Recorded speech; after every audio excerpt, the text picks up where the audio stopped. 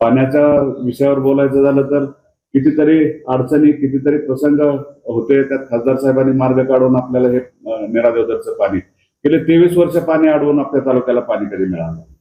आणि नुसतंच रणजितदादांच्या वरती टीकाटिप्पणी करायची, खोटं बोलायचं, आमच्यावरती आम्हाला काय नको ते शब्द वापरायचे, ते काय बरोबर नाही. काय डास म्हणायचं, ढेकून म्हणायचं, काय कलर काळा आहे म्हणायचं, नाट्य आहे म्हणायचं, पण आम्ही कसेही असो.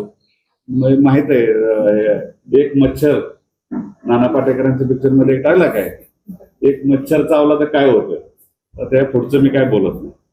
म्हणजे अशा गोष्टी, असंख्य गोष्टी वर्णावरती बोलायचं. वर्णावर काय बोलता, मी असलो काळा नाट्टा, मी शेतकऱ्याचा पोरगा आहे, सर्वसामान्य कुटुंबात मला तुम्ही निवडून दिले, प्रतिनिधित्व करण्याची संधी दिली, आणि तोच काळा माणूस होता ह्या शेतकऱ्याच्या शेतामध्ये सोनं पिकवणार आहे. शेतकऱ्याच्या शेताच्या जे लागणारं हक्काचं पाणी होतं ते पाणी मिळवून देणारा हा काळा नाट्टा पोरगा आहे.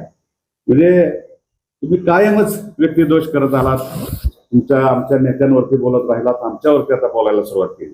पण आम्ही तुमच्यावरती टीका टिप्पणी करणार नाही, कारण तुम्ही मोठी माणसं आहात. कारण या तालुक्यामध्ये बरेच म्हणजे पूर्वी नेते होऊन गेले. कैलासवासी चिमणराव कदम साहेब होऊन गेले, हिंदूरावजी नाईक निंबाळकर होऊन गेले, कृष्णचंद्र भोईटे होऊन गेले, असे बऱ्याच जणांनी विकासाची कामं केली. पण असं कधी घडलं नव्हतं. आता ते ज्येष्ठ मंडळी होती, आता तुम्ही तालुक्यातले ज्येष्ठ आहात, तुम्ही आता सगळ्यात ज्येष्ठ तुम्हीच आहात आता तालुक्यामध्ये. आणि आमचं काही चुकलं तर तुम्हाला अधिकार आहे तो काम पकडण्यात.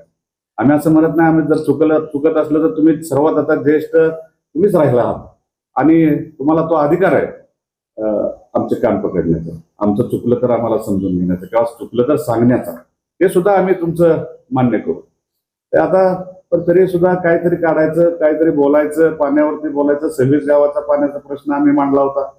काय उत्तर कोरेगावमध्ये आपण होताच ना, मी तोच विषय घेतला होता. ह्याच्यापेक्षा वेगळं काय बोललो होतो की 26 गावाला पाणी मिळालं पाहिजे, मिळालंच पाहिजे. ते इतक्या वर्ष गेल्या पिढ्यानुपिढ्या दुष्काळ तिथं चालू आहे, पण पाणी अजून तिथं पोहोचलेलं नाही. आपण त्या क्षेत्रामध्ये काम करत होता, त्या विभागाचे तुम्ही मंत्री होता, एवढंच बोललो होतो.